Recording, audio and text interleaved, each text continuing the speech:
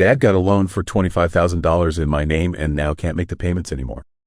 I had no idea he did it and he's missed several payments. I'm about to buy a house.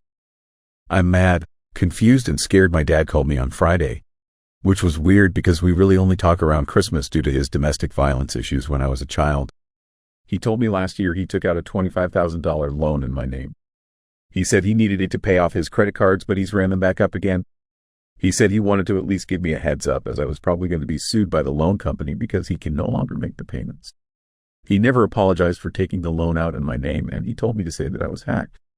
I felt sick to my stomach. When I checked my credit, I saw my credit score tanked by probably 250 points from where it was last July. 5 missed payments. A loan that I owe about $24,000 on, and I just broke down crying. This has never happened to me before. My mom and sister are both out of the country until the start of next week, and I'm lost. I can pay off the loan in cash, but I don't feel like I should have to as I never took it out. Someone from the comments told the op this. Copying this for every identity theft situation I see on here, since it seems to happen a lot, where you know who the person is who stole your identity.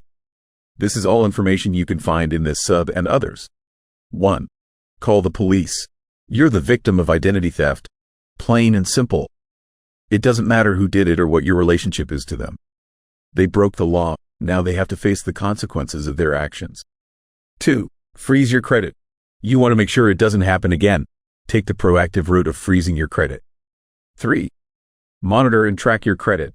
You need to be alerted if anyone tries opening a line of credit in your name. This gives you a way to do it and it shows your credit score. 4. Warn anyone else who might be a victim. This includes family members or anyone else whose social security number might be compromised by the thief. 5. Take the police report to the credit bureaus. Give them the report number when you dispute all of the accounts. Most of the time, that will be enough for them to take the accounts off of your credit. It's on the creditors themselves to prove the accounts are legitimately yours and the bureaus aren't going to get in the middle of it.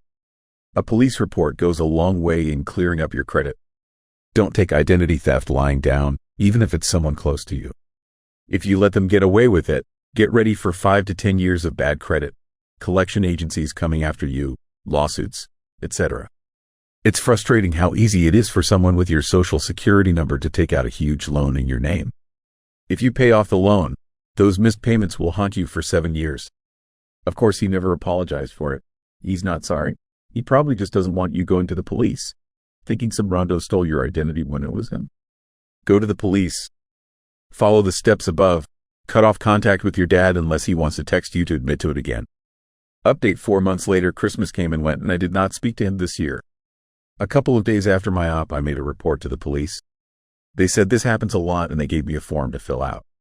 I received a case number and disputed the account with the credit companies. Maybe 2 weeks after I did that, a guy showed up at my house and served me with a lawsuit. The weird thing was the account dropped off of my credit completely and my credit score shot up back to where it was. Even so, I feel like the company that gave the loan was trying to get a judgment against me, probably hoping I wouldn't show up to court. I ended up filling out a FOIA request for the actual police report. When the court date came, their lawyer offered to settle for $15,000. I gave them the police report and they were actually way more cool about it than I expected. He said he'd send it to the company and request a continuance, but that I should show up to the continuance date. The second court date was last week and the lawyer wasn't even there. Apparently shortly after the first court date, he filed a motion to dismiss. As far as I know, this is over with, but it still shows I've been sued in a public records search. Is there any way to get that removed? I'm also in closing for a house. I really appreciate everyone for their advice. You've all saved me from a lot of debt and years of ruined credit.